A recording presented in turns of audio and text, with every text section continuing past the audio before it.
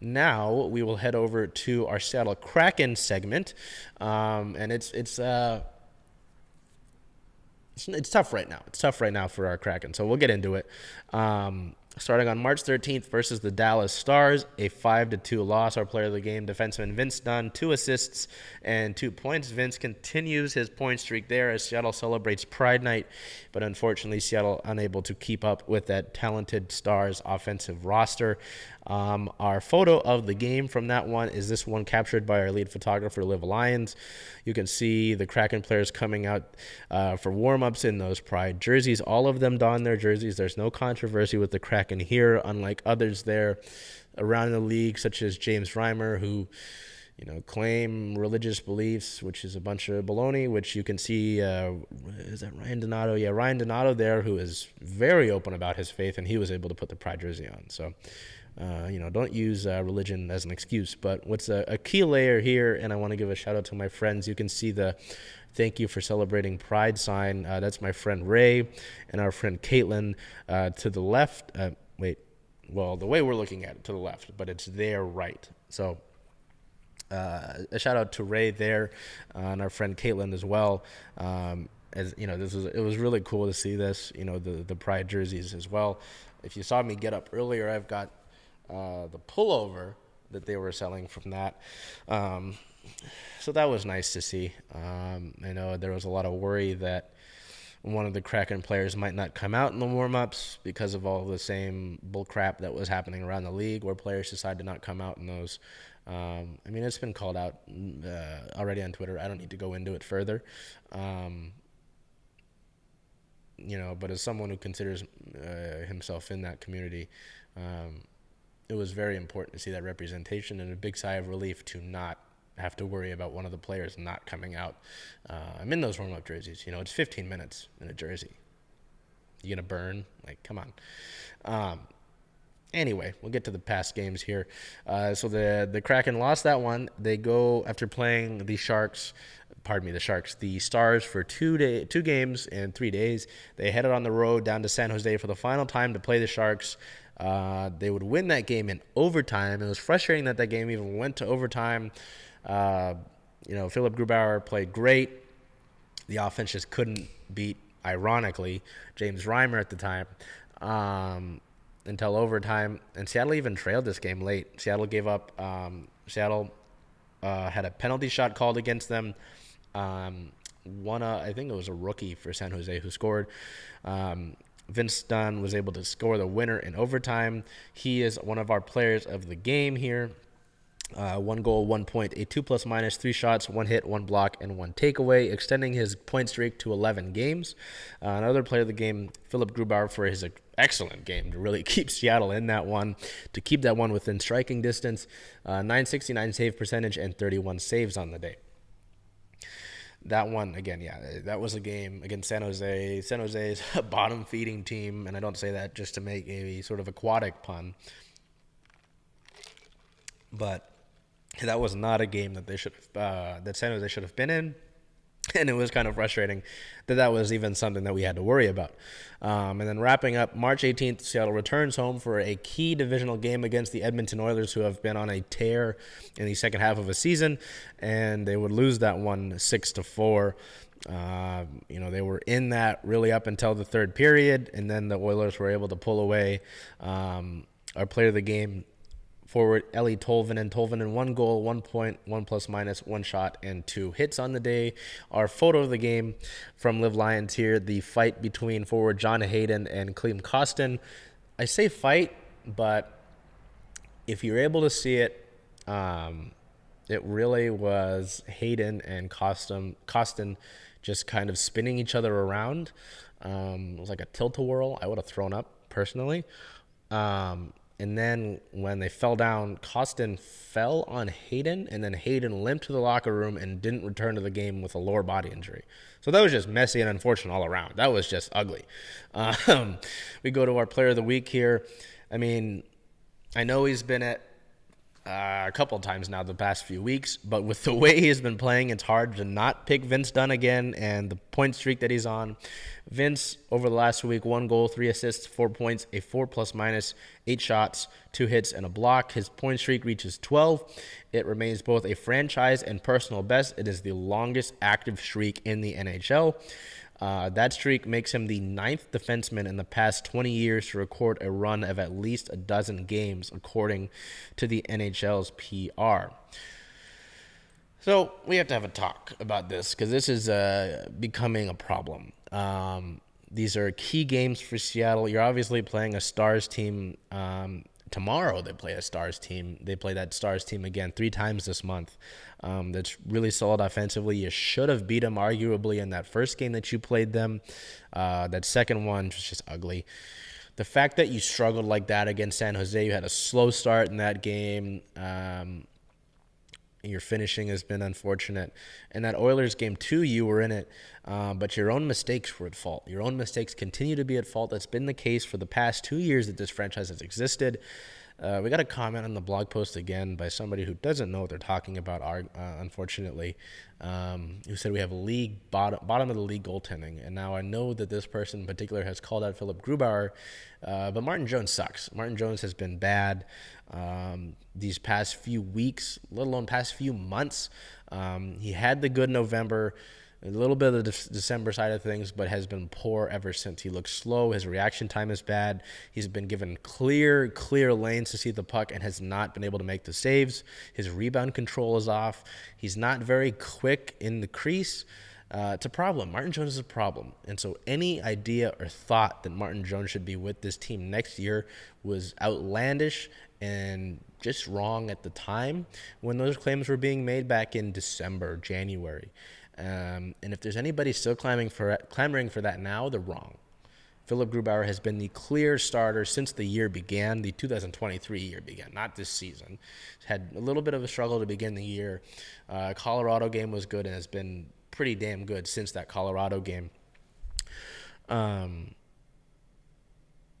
It was just wild to see, because again, Martin Jones was signed because of the injury to Chris Drieger. He was only ever meant to be a stopgap. It was a 1-year deal.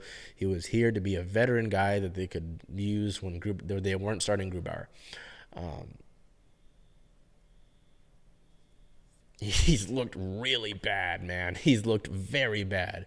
So if that comment that we got on the blog post was talking about Jones, you're right. According to Money Puck, in terms of goals saved above average, he is the 15th worst goalie in the NHL. So the numbers back it up as well.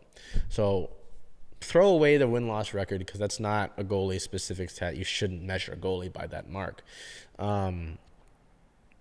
It's been bad. And, that doesn't excuse the defensive issues as well. Seattle's defensive issues, there was one goal against the Oilers where both defensemen were up against the wall on a play, and they left Edmonton wide open in the high slot. Both defensemen should never be on one side of anything, let alone both on the wall. So, these continue to be mental mistakes that Seattle makes. Some of it's just bad luck. Like there was Connor McDavid's goal technically went against, I believe, Will Borgen's stick. There was a game a few weeks ago where the game-winning goal actually went off of Will Borgen's stick. I'm not calling out Will Borgen. This is just something that's unfortunate. Some of it you do have to tip the cap. The first goal against Grubauer in that game against the Oilers was bad. Yes, it was bad. But we've broken this down before with the photos as well. Your defensive issues continue to be a problem. And while the Vince Dunn has been great, Adam Larsson's been solid, really, really solid. Will Borgen's had a pretty solid year. Jamie Alexiak's doing better in terms of his offensive production. Justin Schultz has been a solid veteran. Carson Soucy's had his moments as well. You're going to need to get at least one new defenseman this offseason. You'd like to lock up Vince Dunn immediately as soon as the offseason begins for Seattle or whenever that's available. I don't think that should be a question. We've already talked about that in weeks prior. But some of these guys should not be back. Plain and simple. just because of the way that things have gone, and you want to continue to be better. Maybe that's with Riker Evans coming up. Maybe that's via free agency or via trade, but Seattle has to get better defensively. Simply has to get better. Calls for a new goaltender are bizarre. One, you're not going to move Philip Grubauer. One, because he shouldn't be moved. Two, because that contract's immovable. Chris Driedger, that's an interesting topic to talk about in the offseason, but Driedger easily, as soon as the organization deems him ready to play at the NHL level, Martin Jones. It's like the big cartoon hook on the stage. It's got to go. It's got to go. It's simple. I'm sorry. It's not a question. So, I'm sorry. I had a clip here for Pride Night that I skipped to talk about the games here. So, just a really quick clip that we got from Team PR from Pride Night, just to show off them with the jerseys here, really quick.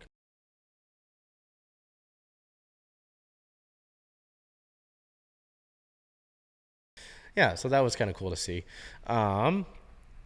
But we don't have any league-related... Oh, no, we do have injury news. Pardon me. Yeah, that Oilers game was tough for a lot of reasons, just because you lost. Edmonton gets a few points lead on you in that third place spot in the division, and it got some injuries from it. So on the 18th, Philip Grubauer left that game against the Oilers due to a non-COVID illness.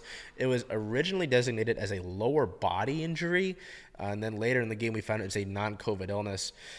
And as a result, today the team called up goaltender Joey Decord in a emergency loan capacity. So that was really interesting. I've never personally seen an emergency loan. We continue to learn about the game of hockey. I apologize. I'm not a genius at it. But it doesn't. I have to wonder what it is. Maybe it's the flu. But with the emergency loan capacity, it makes me think that they're just being cautious in case they need to have Joey Decord available. But it also tells me that they don't believe Chris Driedger is fully ready yet. They want to continue to get him games down at the AHL level with the Firebirds as they continue to go there. So, yeah, that was tough to see. But the other thing, too, in that game against the Oilers, forward, as I mentioned, John Hayden left the game against the Oilers due to a lower body injury. So you had two guys out there. They both were originally designated as lower body injuries. Grubauer then changed to a non-COVID illness. I haven't gotten an update on Hayden, and no technical update on Grubauer, but with the move for Decord, that kind of gives you the update that you need to an extent. So a little bit to read there.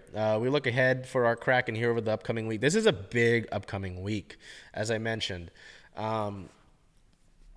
Edmonton is in third place in the division right now. They currently hold that spot, and they have a couple points lead over Seattle. Seattle has the first overall wild card spot in the Western Conference, but they only hold that by 2 points ahead of the Winnipeg Jets. They stood at a 38-win, 24-loss, 7-overtime loss record, which is good for fourth in the Pacific Division at 83 points. But again, they occupy that first wild card spot only by 2 points, though. So if they continue to slide, the playoffs could be very well in jeopardy. Now, this upcoming week is very key for that. March 21st is at the Dallas Stars. Seattle has not beaten Dallas this year in their first two matchups. They get a chance to do that, but it's in Dallas's house tomorrow, Tuesday the 21st, at a 5:30 p.m. puck drop. And then Seattle heads down to Nashville for 2 games. Now, Nashville is also in this race as well for one of those wild card spots. So, I mean, you're in a wild card spot right now. You would ideally like to be in one of the top 3 spots in your division. But in order to do that, you're going to have to buckle down and man the F up. March 23rd at the Predators is a 5 p.m. start. Seattle gets a day off, and then they play again on the 25th at the Predators, which is an 11 a.m. start. Again, Nashville is so the first 2 teams in the wild card make it, and then everybody else is looking in. Calgary's looking in right now. They're a few points out. They've been struggling, and then the Predators are looking in as well. So you have to take care of business. You have to come away, I'd argue, with 4 points from those 3 games. I'd argue that, Seattle's been road warriors this year. They're going to have to do that this stretch, especially with teams that you're dealing with who are sitting in playoff spots in the Western Conference. So that's something to note there, and it's a little bit worrisome. So